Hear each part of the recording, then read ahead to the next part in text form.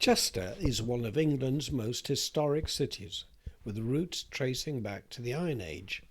Over the centuries, it's evolved through Roman, Saxon, Norman, and medieval periods. And of course, let's not forget the Victorians, who made an enormous contribution, each leaving its mark on the city. I've lived here for about 5 years, and I'm now only scratching the surface of what treasure Chester has. Done 4 walks, and I can recommend them to anybody if they're coming here to Chester to find out its wonderful history. The trouble is, each walk is about an hour and a half, and you're given so much information that it's really hard to take it all in. So I thought, why not join me as I take a casual walk through the streets, uncovering stories from its varied past. Today I'm starting at Northgate Street, near the northern Roman Gate. It's here that we find one of Chester's more intriguing landmarks, the Bridge of Sighs.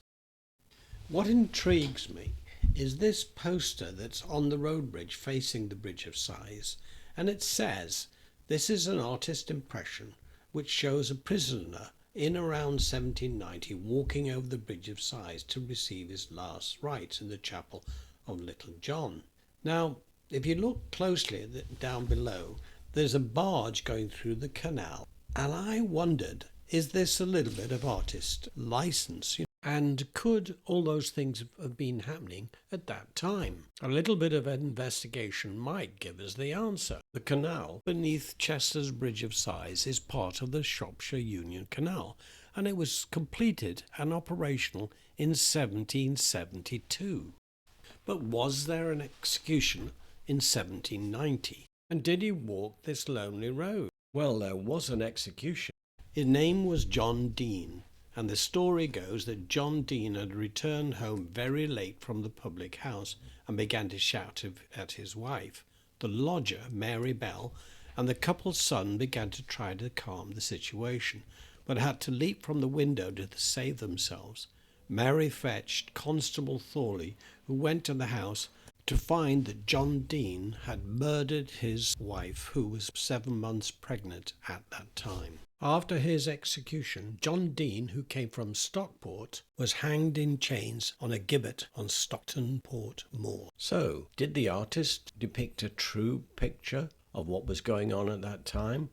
The trouble is, we're told that the bridge was built in 1793. So, I think the artist might be stretching it a bit when he said in and around 1790.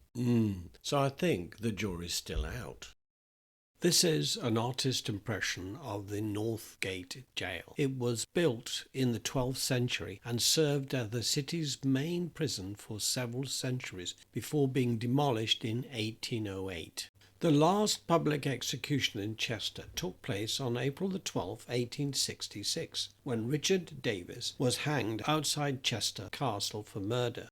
It was this execution which marked a turning point and led to Chester playing a significant role in stopping public executions in the UK.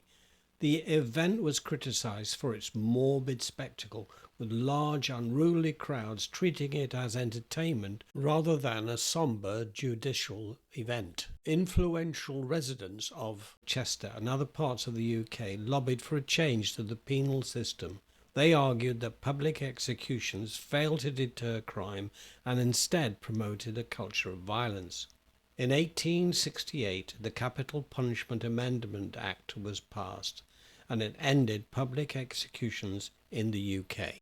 The last execution in Chester, held privately within the prison, occurred in March the 27th, 1914, when John Williams was executed for the murder of his wife.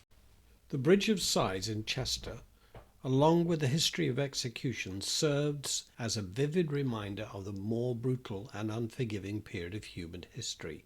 The public nature of executions, like those outside Chester Castle, reflect an era where such events were not only punishments but also spectacles intended to serve as deterrents. One of the things the research showed up was that there was another John Dean who was executed in 1629. He was accused of setting fire to 2 barns. He was 9 years old. The shift from public to private executions in the 19th century marks a social move towards a more restrained and less overtly violent methods of justice. It's a reminder of how our perspectives on justice, punishment, and humanity have evolved. And can we hope to one where we live in a more tolerant and forgiving society? The question is, have we changed? Or is it just that we've adapted to the modern world? Let's hope the next bit of Chester history isn't so grim. So I look forward to seeing you there.